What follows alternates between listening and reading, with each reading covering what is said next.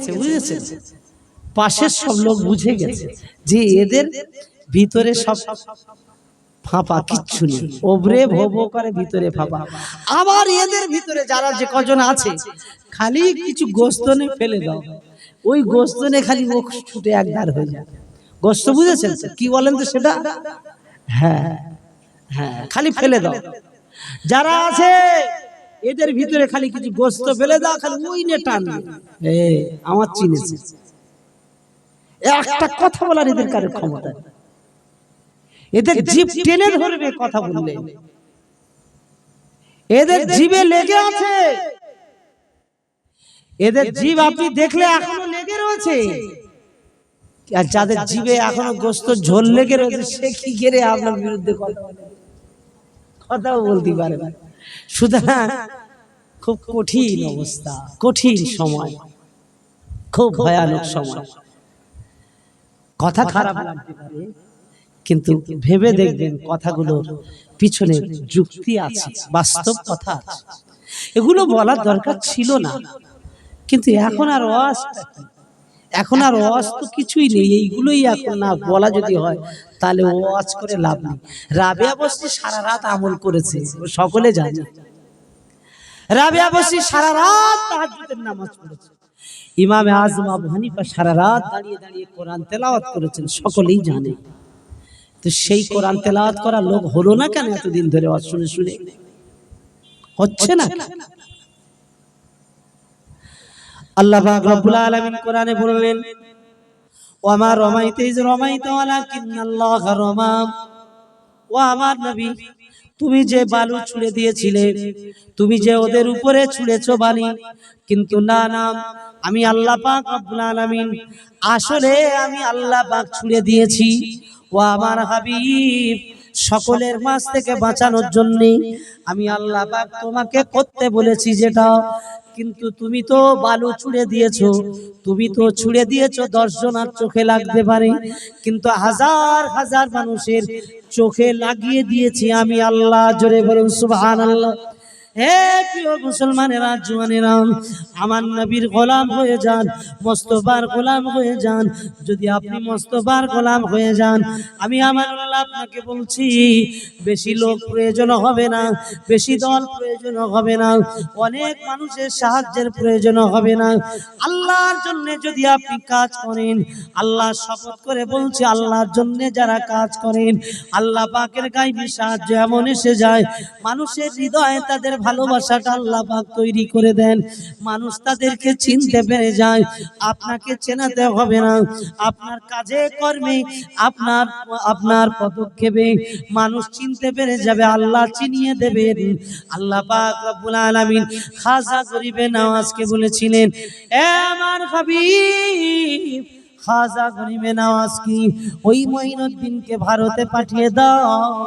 আল্লাহর হাবিব মঈনুদ্দিন চিশতি আজমিরিকে বলেছিলেন ভারতে চলে যাও। ভারতের জমিনে খাজা হুজুর যখন প্রিয় নবীর আদেশে চলে আসলেন, আনা সাগরের কাছে একা একা 40 জন সাথী সঙ্গী নিয়ে তারা দাঁড়িয়ে আছেন, সেখানে অবস্থান করেছেন।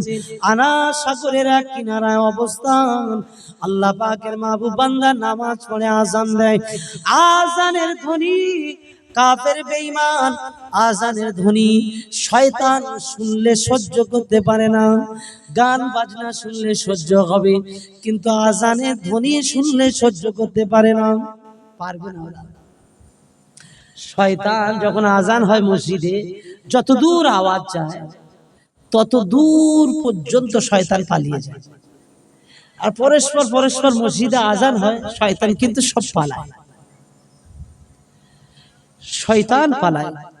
আল্লাহ রাসূল সাল্লাল্লাহু আলাইহি ওয়াসাল্লাম বলেছেন, শয়তান এত দ্রুত পালায়, ও আর সহ্য করতে পারে না। আযানের ধ্বনি এত মধুমাখা ধ্বনি শুনে ও দাঁড়াতে পারে না। শয়তানের গান হলে, বাজনা হলে ও আরো সেই মজলিসে এসে সহযোগিতা করে, ও সেখান থেকে পালায়। আল্লাহ রাসূল সাল্লাল্লাহু আলাইহি ওয়াসাল্লাম বললেন যে দেখো, পৃথিবীর মাটিতে তোমরা শয়তানের রাস্তা ছেড়ে দিয়ে আল্লাহর রাস্তায় চলে আসো, আল্লাহর সাহায্য নেমে আসবে। কিভাবে আসবে?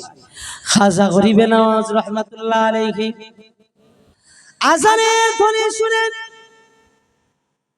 ওই আসমিনের জমিনে রাজা পৃথ্বী রাজা না না কারো কথা নয়, কারো কোনো কথা নেবে না, লোক লস্কর পাঠিয়ে দিই ওই ফকিরদেরকে ওখান থেকে চলে যাওয়ার জন্য বারবার আদেশ করলেন, যান এখান থেকে চলে যান, এ দেশে থাকা যাবে না, এ দেশে রক্ষা আপনাদের না, এখানে ওই রকম নামাজ কালাম ওই রকম কিছুই করা যাবে না।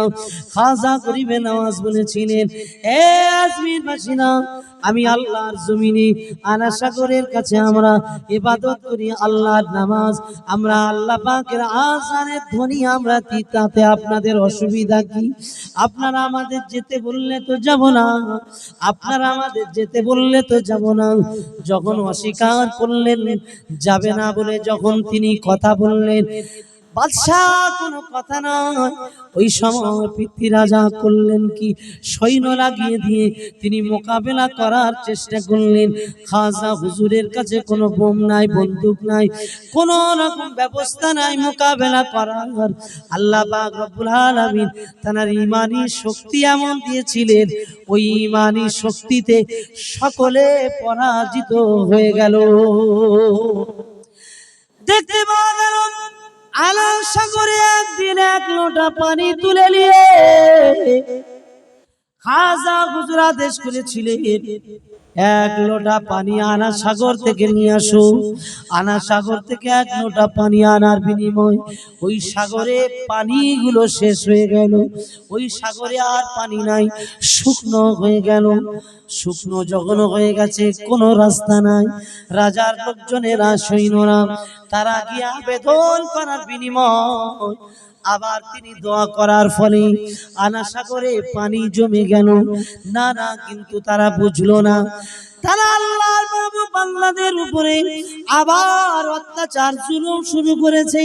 আল্লাহর মাহবুব বান্দা খাজা গরিবে নওয়াজ বারবার তাদেরকে বলেছিলেন, আমরা তো আপনাদের ধর্মের কোনো ব্যাঘাত করি নাই, আমরা আল্লাহর ইবাদত করি, আমরা আল্লাহর দ্বীন ইসলামকে আমরা মেনে নিয়েছি, আপনারা আপনাদের মতো করুন, আমরা আমাদের মতো করব। আল্লাহর ওলিকে সেখান থেকে তাড়িয়ে দেওয়ার জন্য হাজার হাজার জাদুকরকে একত্রিত করেছিলেন। ওই জাদুকররা আল্লাহর মাহবুব বান্দার দিকে জাদুর প্রভাব শুরু করে দিয়েছে।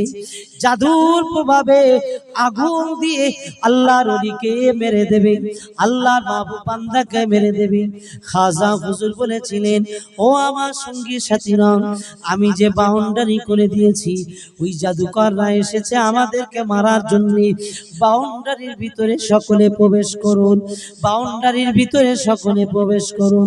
সকল আল্লাহ পাকের ওলি বান্দারা খাজা হুজুরের সঙ্গে ওই বাউন্ডারির ভিতরে যখন প্রবেশ করেছে, যত আগুনের গোলা নিক্ষেপ করছিল সব গোলাগুলো গিয়ে ওই বাউন্ডারি পর্যন্ত গিয়ে মিলিয়ে যায়। জোরে বলুন, আরো একবার জোরে বলুন।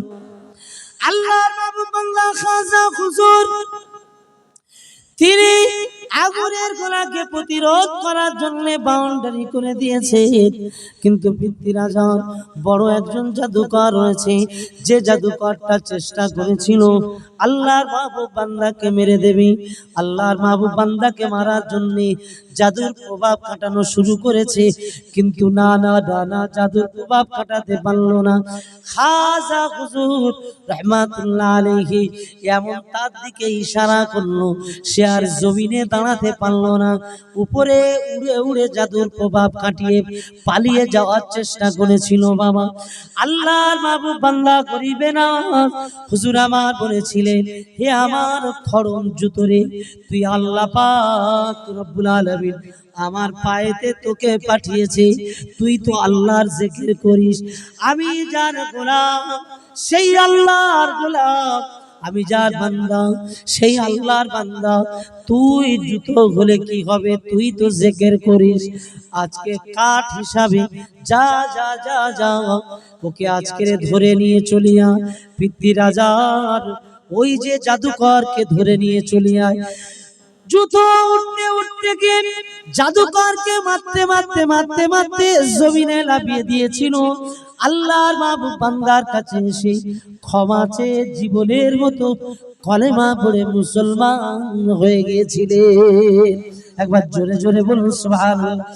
সেই ভারতের জমিনে যেখানে ইসলামের পতাকা উঁচু করলেন, খাজা গরিবে নওয়াজ 40 জন সাথী সঙ্গীকে নিয়ে 40 জন সাথীকে নিয়ে সেই ভারতের জমিনে আজকে আমরা হাজার হাজার মুসলমান, লাখ লাখ মুসলমান, 35-40 কোটি মুসলমান আমরা এখানে আছি। আমরা এত মুসলমান, আমরা কি পারবো না ভারতবর্ষের জমিনে ইসলামের পতাকাটা উঁচু করে রাখতে? পারবো কি পারবো না? জোরে বলেন। পারবেন না? আমরা এখন আমরা 40 কোটি মুসলমান ভারতে, এত মুসলমান, 40 জন মুসলমানে যদি ভারত জয় করতে পারে, আর 40 কোটি, এত ভয় কেন? এত ভয় কেন? ভয় হওয়ার পিছনে কারণ হলো, ভয় তো আমার নবী বলেছেন, এই ভয় আল্লাহ পাক তিনি ঢুকিয়ে দেবেন, আল্লাহ পাক মুসলমানদের অন্তরে প্রবেশ করিয়ে দেবেন এই ভয় তখনই যখন এরা অবাধ্য হয়ে যাবে, আল্লাহর দ্বীন থেকে সরে যাবে, এরা তখন ভীত হয়ে পড়বে, এদের ভিতরে আতঙ্ক ঢুকিয়ে দেওয়া হবে, এদের মনোবল হারিয়ে যাবে, এরা ভাববে আমাদের আর কেউ নি, কিচ্ছু নি, ঘরের ভিতরে চুপ করতে মারে মারুক গে যাক। বুঝছেন? মুহাব্বতে দরুদ শরীফ আল্লাহুম্মা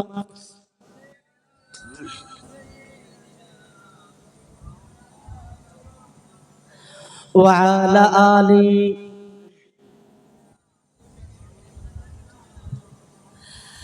মদিনার বুলবুল, মদিনার বুলবুল নবী রাসূলুল্লাহ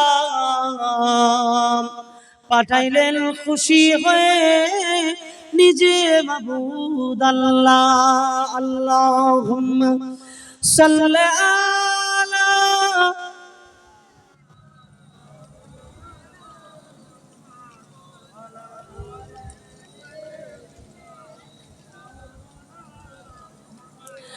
আমি যদি হতাম, আমি যদি হতাম মদিনার বুলবুলি,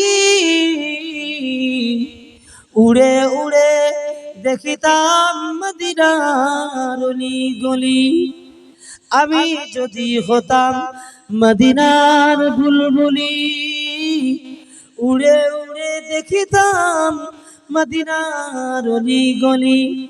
সদ্য শুনিতাম মদিনার নববীর আযান, সুরে সুরে ঘুরিতাম মদিনার আসমান। আল্লাহুম্মা সাল্লি আলা,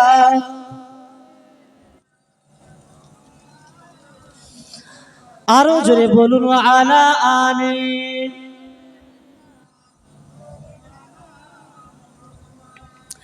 ও আল্লাহর মাহবুব বান্দা বান্দিরা, মুসলমান ঘরের ছেলেরা,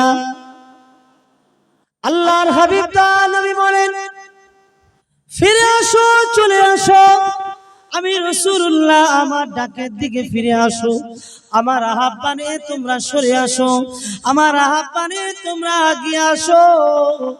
তোমরা যত পাপ করো, যত অন্যায় করো, যত অপরাধ করেছো, তোমাদের পরিবর্তন তোমরা করে নাও। তোমরা দিনে দাঁড়িয়ে তওবা করো, তোমরা আতঙ্কিত হয়েও না, তোমরা বিচলিত হয়েও না, ভয় পেও না, ভয় পেও না, ভয় পেও না, ভয় পেও না। ঈমানটা যদি তোমার শক্ত করে নাও, ঈমানটা যদি তুমি মজবুত করে নাও, তোমার ঈমান তুমি বিশ্বাস করো, আল্লাহর প্রতি বিশ্বাস করে নাও যে আল্লাহ এক, আমি মরবো এটা সত্য, আমি কিয়ামতে উঠবো এটা সত্য, আমি যে রাসূলুল্লাহকে নবী বলে মেনেছি এটা সত্য। মুস্তাফার গোলাম হিসাবে ঈমানকে মজবুত করে নাও। আজ তুমি ঈমান মজবুত করে ইসলামের ঝান্ডাটা হাতে করে নাও। না না, তোমাদেরকে পৃথিবীতে কেউ তোমাদের হারাতে পারবে না। একবার জোরে জোরে বলুন সুবহানাল্লাহ, আর একটু জোরে বলুন সুবহানাল্লাহ। নারে তাকবীর, নারে তাকবীর। সেই সময় আমাদের ঈমান মজবুত করার সময়, ঈমান পাকা করার সময়। হুজুর বলেছেন কিয়ামতের কাছে সময় যখন হবে, সারা পৃথিবীতে এমন রোগ আসবে, এই রোগে লক্ষ লক্ষ মানুষের মৃত্যু হবে। রোগ আসে, করোনা যায়নি, সারা পৃথিবী একসাথে অচল হয়ে গেল। কিয়ামত আসলে দুনিয়া সবকিছু শেষ হয়ে যাবে। আল্লাহ পাক পৃথিবী অচল করে দিতে পারে। এক মুহূর্তের নমুনা হলো করোনা। পারে না? পারে? কেউ কোনো দেশে যেতে পারবে, সব লক হয়ে গেল, বাড়ি থেকে বার হতে পারবে।